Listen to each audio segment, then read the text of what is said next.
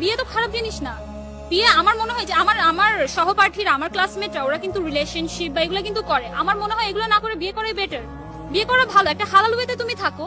But আমার ভুলটা হয়েছে যে আমার পার্টনার চুজ করতে আমি হয়তো ভুল করছি। বাট বিয়ে আমি বলবো না যে বিয়ে করে ভুল করছি। বিয়ে করা অবভিয়াসলি খারাপ না। বিয়ে করলে ক্যারিয়ার নষ্ট হয়ে যায়? No, never. বিয়ে করে নো, বিয়ে করে একসাথে পাবলিক ভার্সিটিতে চান্স পাচ্ছে, একই সাথে হাজবেন্ড ওয়াইফ বিসিএস ক্যাডার হচ্ছে, একই সাথে দেশের বাইরে তারা সেটেল হয়ে যাচ্ছে। নো, এটা একটা টাইমে মানুষ চিন্তা করতো যে গ্রামের মেয়েরা হয়তো আর্লি বিয়ে করে ফেলে। বাট নো, এটা ঠিক না। আমরা যদি আমার রিলিজিয়াস দিক থেকে দেখি, ইসলামিক দিক থেকে দেখি, তাহলে কিন্তু আমাদের আর্লি বিয়ে করে ফেলা উচিত। আর্লি বিয়ে করে ফেলা উচিত যাতে আমরা হারাম রিলেশনশিপ থেকে দূরে থাকতে পারি। বাট আমরা এটা করি না।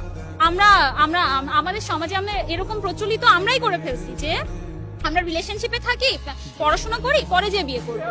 বাট তুমি যে রিলেশনশিপে থাকতেছো এটাও কিন্তু তোমার পড়াশোনা ক্ষতি হচ্ছে। বাট বিয়ে করলে এই ক্ষতিটা, আর আল্লাহর একটা রহমত আসে কিন্তু বিয়ে করলে। এটা কেউ মানুক আর না মানুক, ইটস ট্রু। রিলেশনশিপে যে আমরা হারাম যে সম্পর্কগুলো করি না, এইটাকে আমাদের সো কল সমাজে কিন্তু খারাপ চোখে দেখে না। বলে যে হ্যাঁ, রিলেশনশিপ থাকতেই পারে, আজকালকার যুগের ছেলে মেয়ে রিলেশনশিপ থাকতেই পারে। বাট একটা মেয়ের যদি বিয়ে হয়ে ডিভোর্স হয়ে যায়, দেন তাকে একটা ট্যাগ লাগিয়ে দেওয়া হয় যে সে ডিভোর্স। বাট সে কিন্তু হারাম রিলেশনশিপে ছিল না, তাকে ট্যাগ লাগিয়ে দেওয়া হয়। বাট যারা রিলেশনশিপে থাকে তাদেরকে কোনো ট্যাগ দেওয়া হয় না। বাট তারা কিন্তু হারাম রিলেশনশিপে। বাট যে বিয়ে করছে সে কিন্তু হারাম কোনো কাজ করেনি।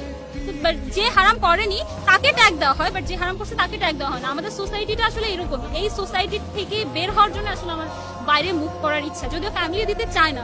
মানে আমি আসলে নিজের দায়িত্ব নিজে সেভাবে নিতে পারি না তো এখনো।